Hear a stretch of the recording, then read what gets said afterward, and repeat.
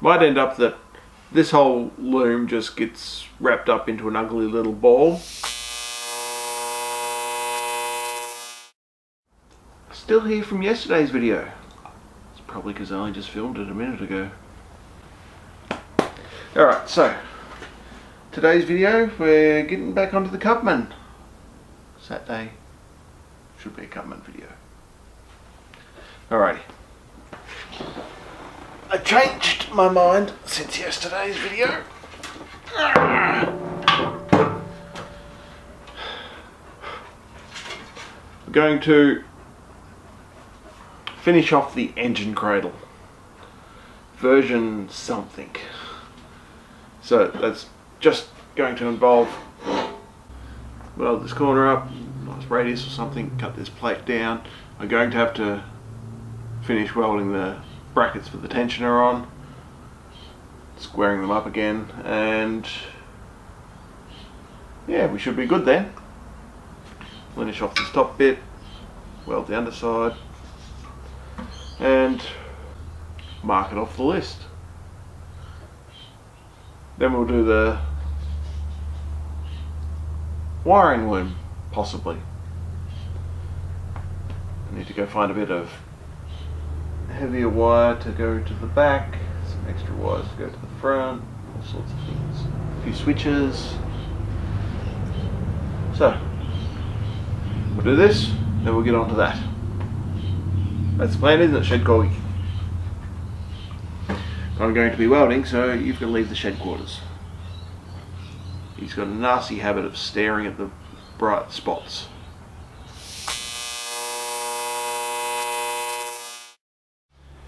Engine mount version something. Really, I have no idea anymore.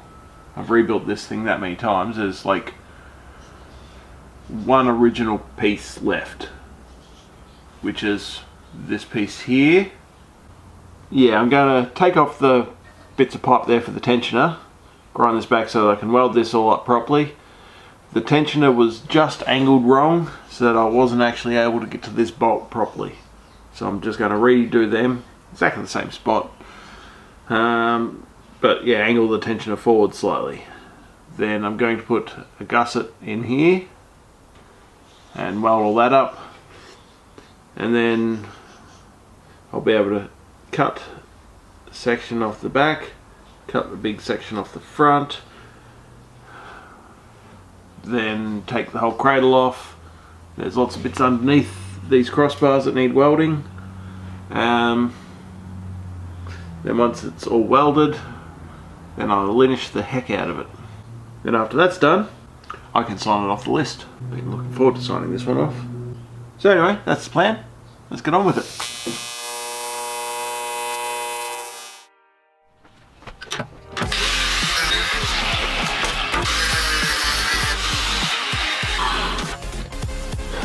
It's welding time.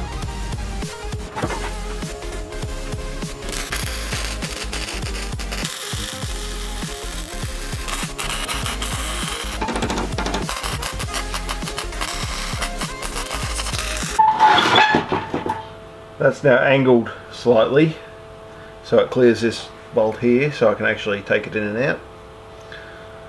I'm happy with where that's sitting, so I'll just weld these front and back. Should be plenty.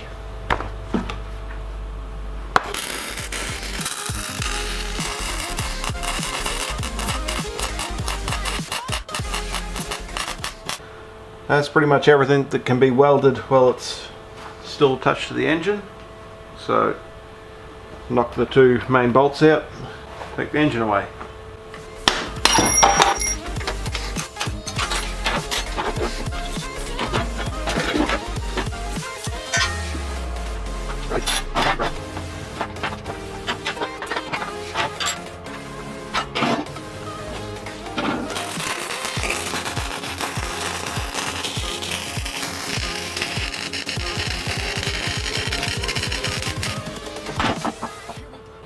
All the welds.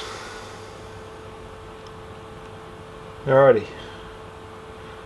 Cuts and grinds.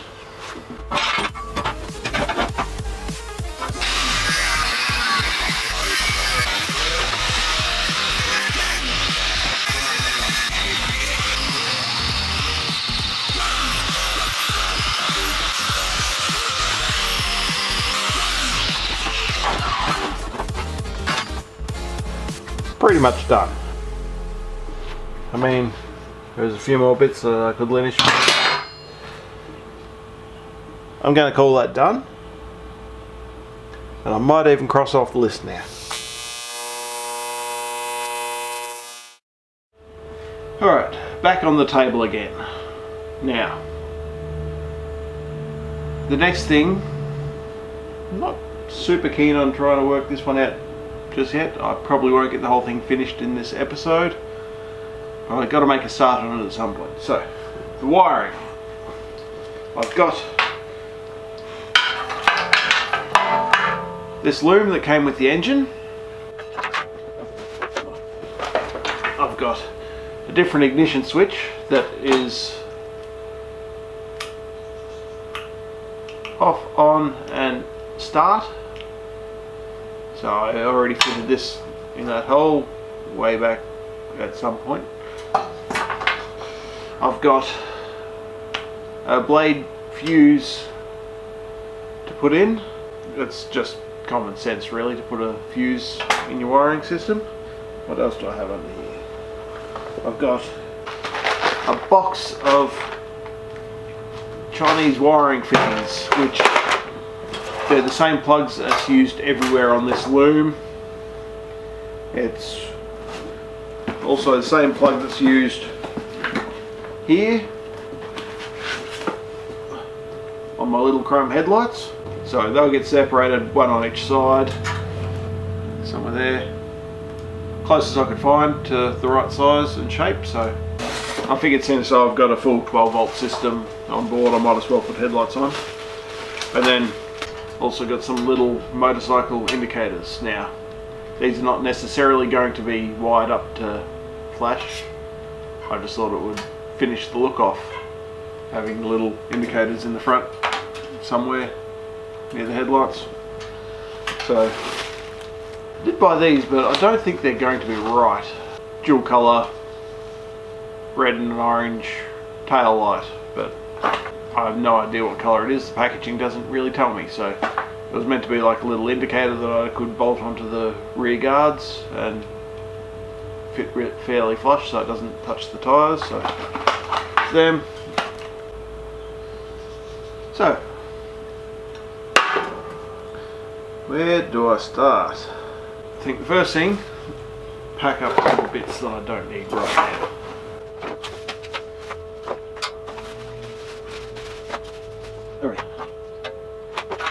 Alright, initial wiring loom. I think I'll put this in position and run everything out where it needs to go. So that's first.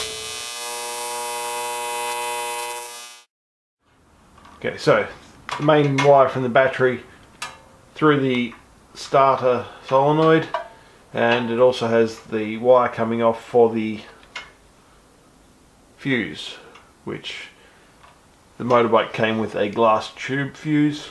So I'm basically just going to put another ring terminal on the end of this and stick that in there and just get rid of this wire altogether. But he fits in here. Alright, so that's that piece. This is the earth wire. It may want to run this straight to the engine itself, or at the very least putting a different end on it with a larger hole so that it can be bolted through the engine mount. Alrighty, we have a charge regulator. Basically all I'm doing with this is I'm going to find a spot somewhere for it and spot weld a 6mm bolt on there, so then I can just put a nut through and that'll be stuck on. Apart from that, there's nothing needs rewiring on that. There's the other half of that glass fuse. That's going to get rewired to that. These wires go directly to the stator of the engine. Then that's the rectifier for it. And that's that half. Now, I've got to strip back this sheath because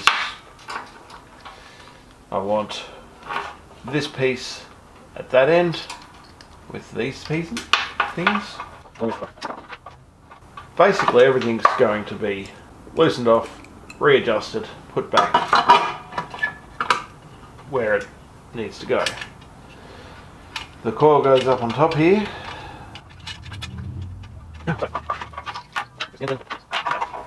This is going to have to get disassembled, so I've got to take a bunch of these wires and wire them up to the new ignition. So the blue wire is for the starter, the blue and brown go to the starter, the yellow is the kill switch. We also have these 4 wires which go to the original ignition, which it's only got 2 positions, so I've got no idea what the extra wire is for, unless it's just a double pole, so it's switching 2 sides at once but keeping them separated. That's all I can think of. A little bit of sticking around. So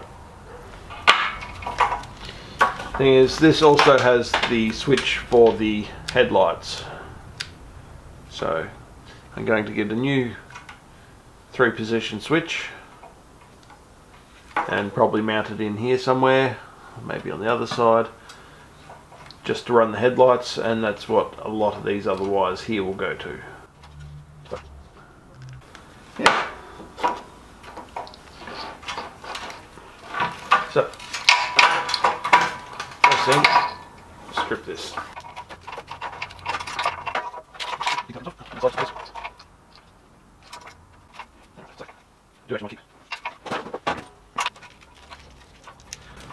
want to keep these wires together, because if I lost them then I'd be in trouble.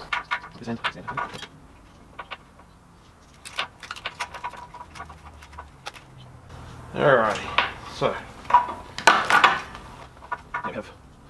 well, this one was a kill switch. That had to be wired up for it to work.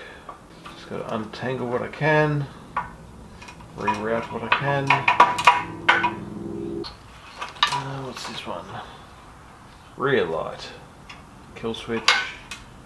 Yeah, so I thought I'd have a look at the headlights and see what I've got. Now, I had to pull the back apart so that I can get the 2 headlights apart, and well, pull the cover off, and well, they've got H4 bulbs in them and a park light. So it's got a 3-pin wire and a bullet connector.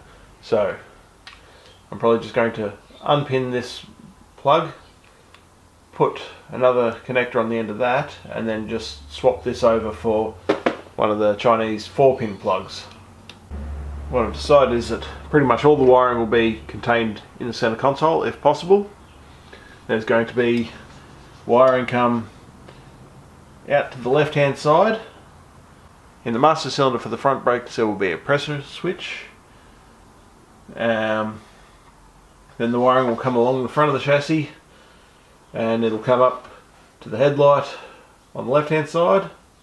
It'll go around the chassis and go to the thermofan and the headlight on the right hand side, because I was considering getting like an indicator stalk out of a Subaru or a Toyota or something and making a bracket so that'll fit on there, so that'll give me headlight switch. It'll give high and low beams as well, so it'll all be in one switch, and I could probably go up the backyard and find one in one of the Toyotas up there. There's also, from there, there's going to be wiring going to the back, because I've got to get the fuel pump. So I had to get the multimeter out and test a few things, but it seems that these 2 wires are a kill switch. So if they make contact, it'll stop the engine. Now, for some reason,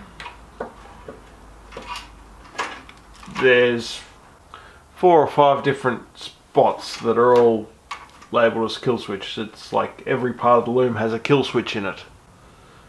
So I'm thinking I might just leave the wiring until I'm off camera, and because this is not as simple as I was hoping it would be. Quick recap of what I'm going to do.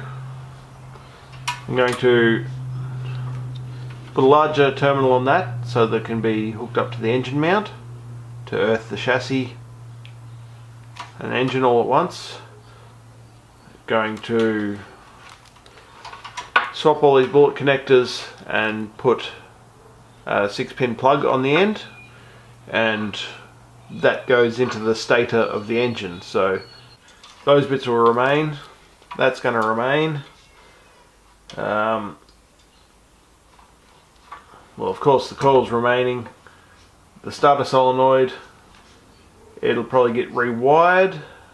This little thing in here, that's going to stay, but I'm going to remove these, and like that is just a 2-position switch, which is on or kill switch, where it actually joins 2 other wires together to make sure the engine stops. I mean, once it's disconnected the power from the everything, won't the engine just stop anyway? So anyway, there's a bunch of wires getting cut out of here. I've got to go find some switches and a couple other terminals, and well, the wiring's not getting crossed off today. On the bright side, at least the engine cradle can be marked off.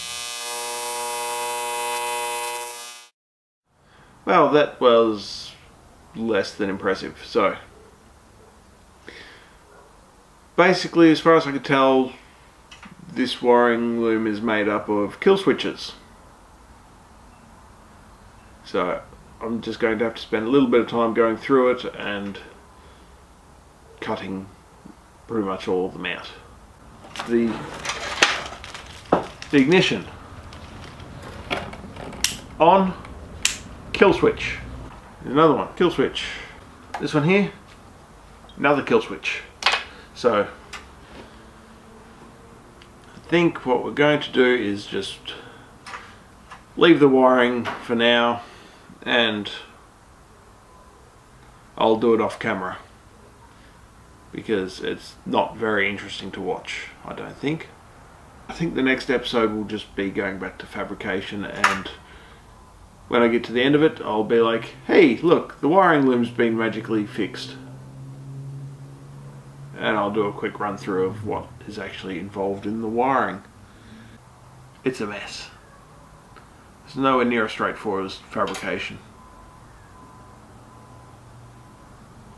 So anyway, as always, customize everything.